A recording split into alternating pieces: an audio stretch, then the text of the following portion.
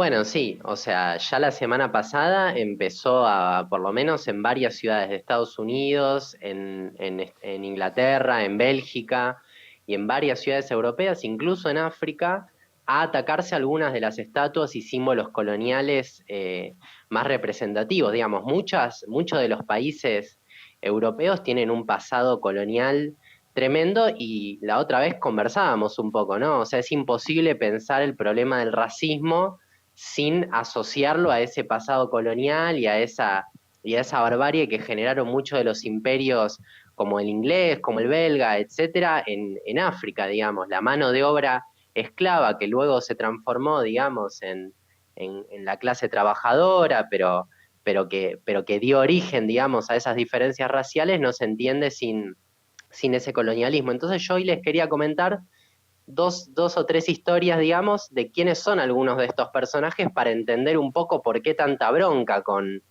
ellos. A ver. El primer personaje, en realidad el más conocido de los que estuvieron hasta ahora, es Edward Colston, ¿no? Él, digamos, ya algunas cosas se comentaron, pero yo me quería detener en otro que es realmente increíble su historia. Se llama Cecil Rhodes y de él había una estatua en Oxford y hubo una serie de movilizaciones, sobre todo alrededor de la universidad, pero hay otras estatuas de él en Inglaterra. ¿Y quién era este Cecil Rhodes?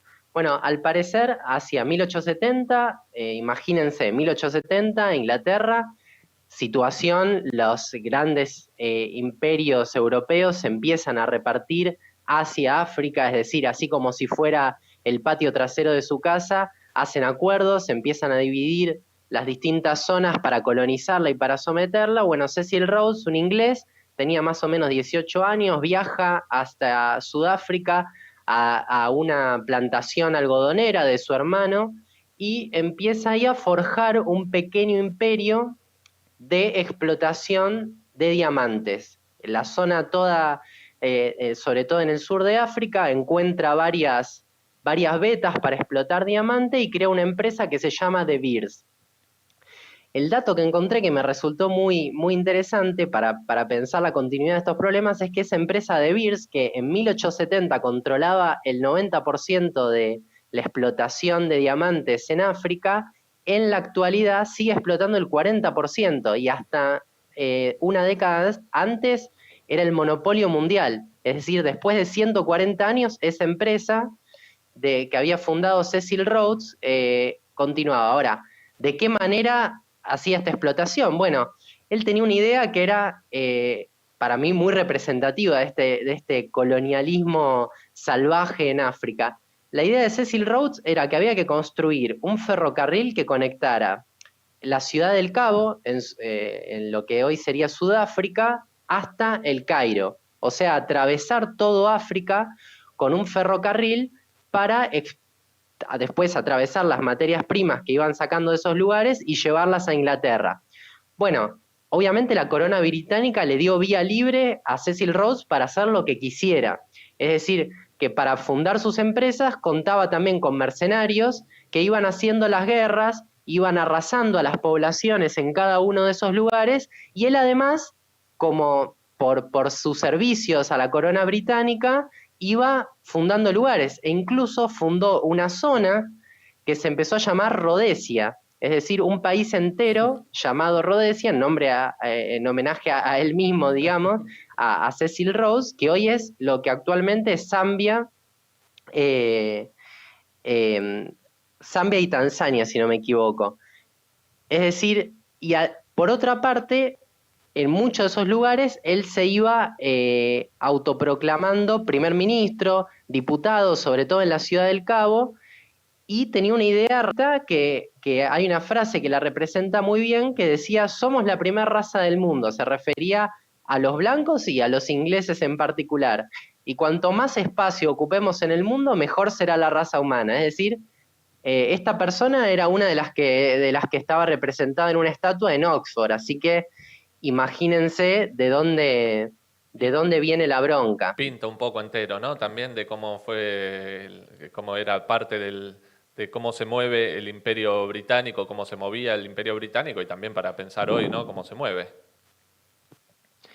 Sí, totalmente. Además, como les decía, muchas de estas empresas, incluso que fueron fundadas en ese momento, extractoras de diamante, de oro, de marfil, etcétera, siguen existiendo y son las mismas empresas colonialistas que, aunque se hayan producido procesos de liberación en Asia, en África, etcétera, siguen las empresas, es decir, el capitalismo sigue utilizando ese viejo dominio colonial para, por ejemplo, a fomentar guerras civiles, etcétera. El dueño actual de esa empresa de Beer se llama Nicky Oppenheimer y se le acusa de fomentar con ese dinero del diamante las guerras civiles terribles que hay dentro de África, bueno, por el reparto de esas empresas. Está bueno. El otro personaje es terrible, digamos, el Peor que que vamos a este. comentar. ¿Cómo? Peor que este.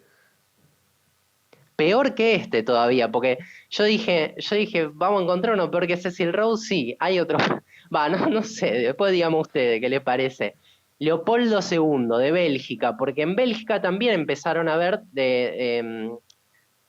cuestionamientos a algunos personajes, pero este Leopoldo II además hay decenas de estatuas en toda Bélgica, y además se empezaron a juntar firmas para sacarlo de todos lados, porque hay calles, plazas, todo con el nombre de Leopoldo II. El nombre, mirá qué nombrecito que tenía. Leopoldo, Luis, Felipe, María, Víctor de Sajonia, Coburgo, Gotha. Era el Uf, primo apa. de Victoria de Inglaterra, es decir, todo un entramado imperial tremendo, ¿no? En el nombre ya te das cuenta que el tipo, todo tipo de alianzas con el poder imperial, y por eso participa en 1884 en la conferencia de Berlín, que era esto, bueno, lo que les comentaba antes, una especie de reunión de los principales países imperiales en ese momento, organizada por Bismarck, el entonces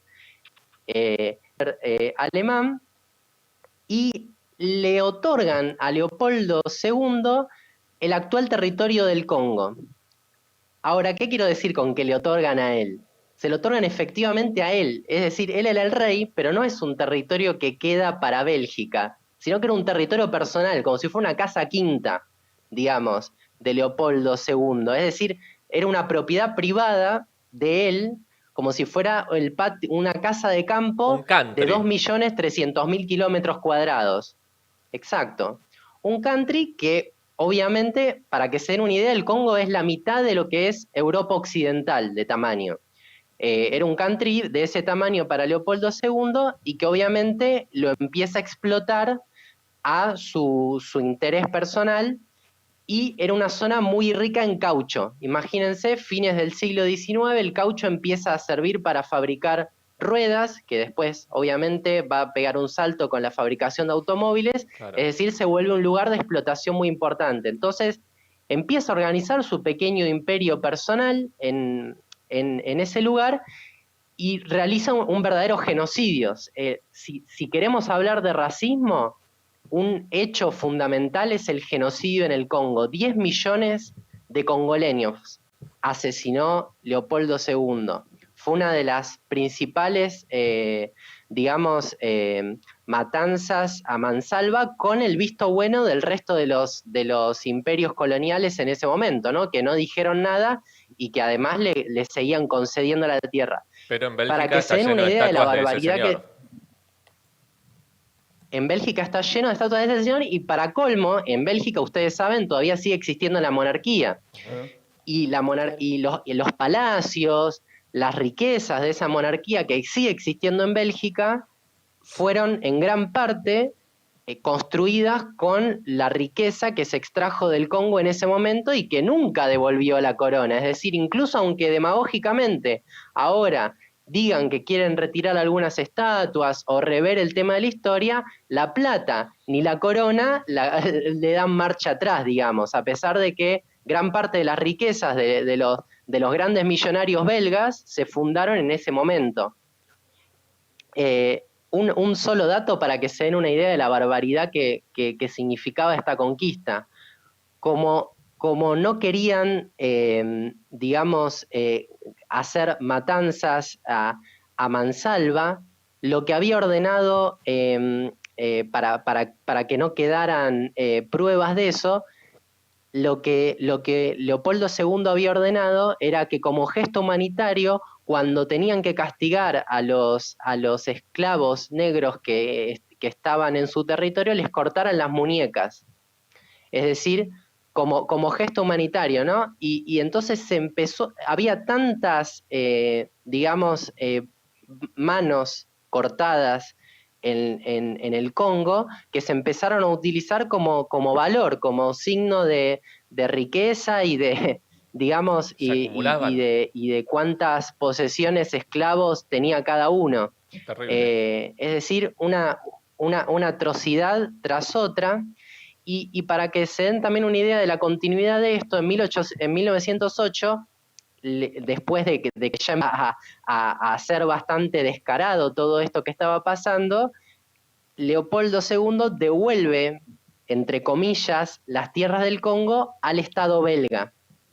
Y el Estado belga le paga 50 millones de francos en compensación. Son como esas especies de expropiaciones, ¿viste? Donde te están matando por todos lados, pero y además tenés que pagar para hacer eso. Ustedes antes hablaban de Vicentín, bueno, Vicentín un poroto. Acá Leopoldo II le devuelve las tierras al Estado belga, o sea, no al Congo, al Estado belga, y además el Estado belga le paga a él 50 millones de francos en compensación.